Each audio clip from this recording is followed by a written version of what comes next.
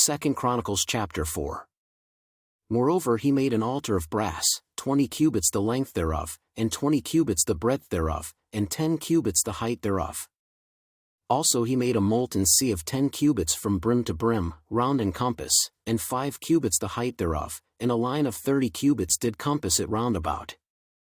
And under it was the similitude of oxen, which did compass it round about, 10 and a cubit, compassing the sea round about.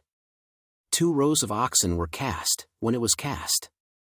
It stood upon 12 oxen, 3 looking toward the north, and 3 looking toward the west, and 3 looking toward the south, and 3 looking toward the east, and the sea was set above upon them, and all their hinder parts were inward.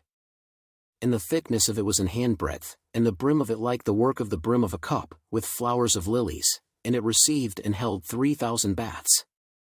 He made also 10 lavers, and put 5 on the right hand, and 5 on the left, to wash in them, such things as they offered for the burnt offering they washed in them, but the sea was for the priests to wash in.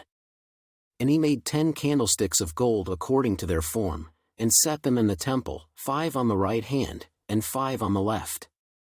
He made also 10 tables, and placed them in the temple, 5 on the right side, and 5 on the left. And he made 100 basins of gold. Furthermore he made the court of the priests, and the great court, and doors for the court, and overlaid the doors of them with brass. And he set the sea on the right side of the east end, over against the south. And Huram made the pots, and the shovels, and the basins.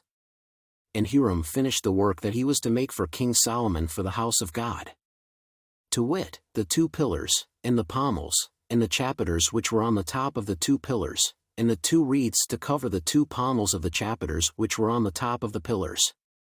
And 400 pomegranates on the 2 wreaths, 2 rows of pomegranates on each wreath, to cover the 2 pommels of the chapiters which were upon the pillars. He made also bases, and lavers made he upon the bases. 1 sea, and 12 oxen under it.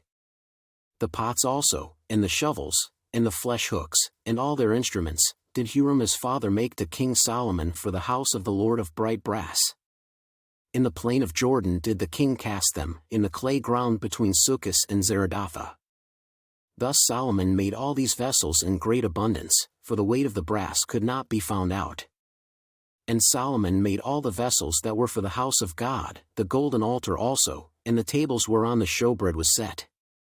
Moreover the candlesticks with their lamps, that they should burn after the manner before the oracle, of pure gold. And the flowers, and the lamps, and the tongs, made he of gold, and that perfect gold. And the snuffers, and the basins, and the spoons, and the censers, of pure gold, and the entry of the house, the inner doors thereof for the most holy place, and the doors of the house of the temple, were of gold.